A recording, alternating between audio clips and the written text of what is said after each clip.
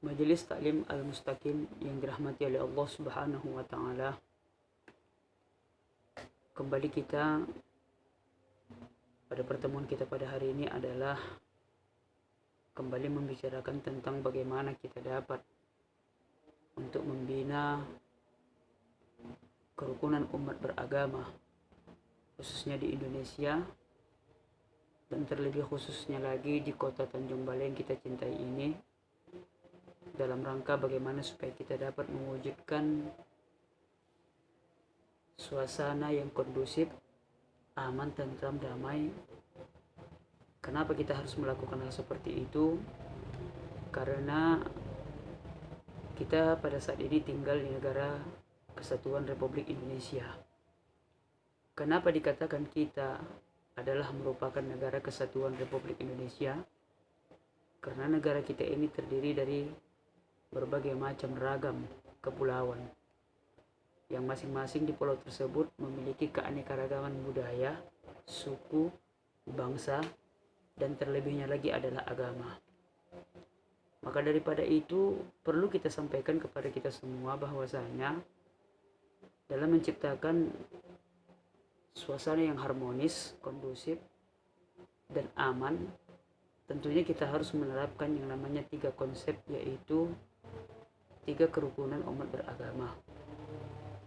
Yang mana sebelum kita masuk kepada materi itu, tentu kita harus lebih mengetahui apa sih sebenarnya daripada pengertian kerukunan umat beragama secara bahasa.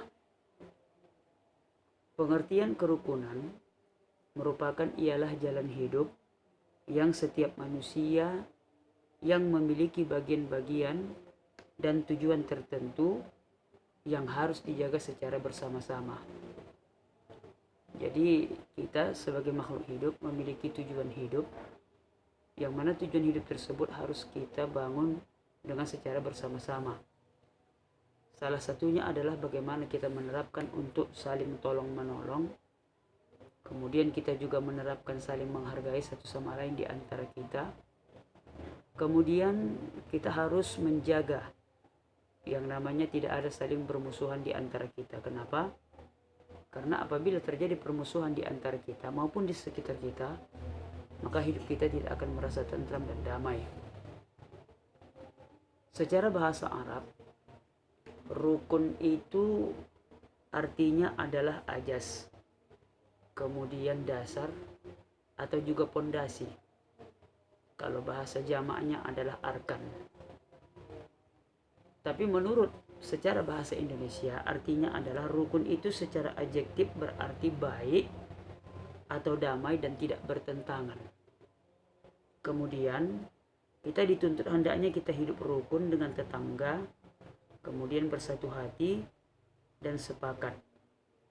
Intinya kita dalam bermasyarakat harus mengedepankan yang namanya saling menghargai satu sama lain. Kita mengetahui bahwasannya negara ini memiliki banyak keanekaragaman, khususnya di bidang agama. Saat ini kita memiliki beberapa agama di negara kita. Salah satunya adalah ada namanya agama Islam, kemudian ada agama Kristen, kemudian ada namanya Hindu dan juga Buddha. Jadi masing-masing komponen agama ini harus saling menghormati satu sama lain. Tidak boleh mengedepankan emosi, apalagi memperumit, menciptakan terjadinya kerusuhan di antara kita. Dalam 3 konsep tadi saya katakan bahwasanya ada 3 konsep yang perlu kita pahami secara bahasa, yaitu adalah kerukunan, yaitu kerukunan antar umat beragama, kemudian kerukunan antar sesama pemeluk agama, kemudian antar umat beragama dan pemerintah. Islam mengajarkan kepada kita bagaimana supaya kita dapat mengedepankan yang namanya kerukunan umat beragama. Dan itu tertuang di dalam Al-Quran surah Al-Hujurat ayat ke-13 mengatakan, A'udzubillahi minasyaitonirrajim, Bismillahirrahmanirrahim.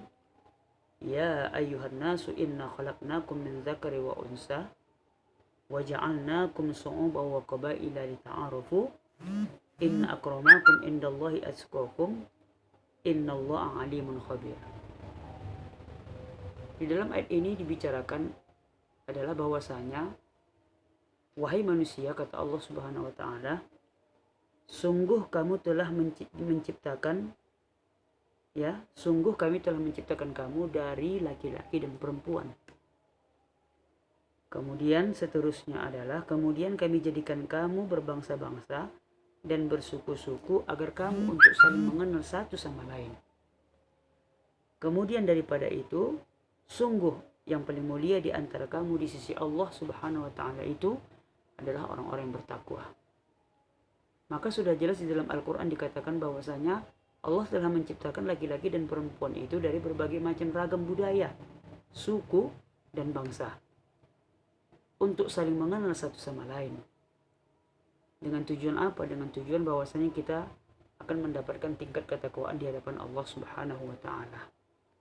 Maka daripada itu, selaku umat Islam yang betul-betul memegang daripada perintah Allah dan juga sunnahnya Rasulullah SAW, maka daripada itu mari kita bersama-sama untuk mewujudkan bagaimana supaya kita dapat membudidayakan yang namanya kerukunan di antara di sekitar kita, saling menghargai, saling menghormati, agar terwujudnya dan terciptanya kedamaian di antara kita, baik itu di lingkungan kita, bahkan di keluarga kita sendiri.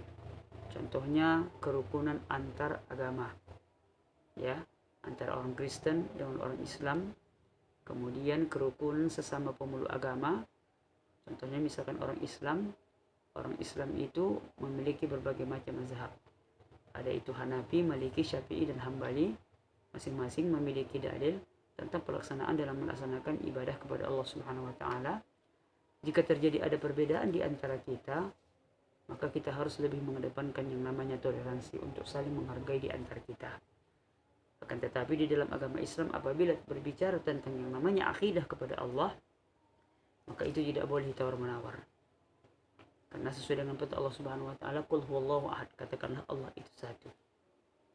Maka daripada itu kita berharap kepada Majelis Ta'lim Al-Mustaqim yang dirahmati oleh Allah Subhanahu wa taala, mari kita kuatkan ukhuwah Islamiyah di antara kita dengan menjaga kerukunan antar pemeluk agama, kemudian menjaga antar agama, kerukunan, kemudian kerukunan antar umat beragama, baik itu dengan pemeluk agama, bahkan dengan pemerintah.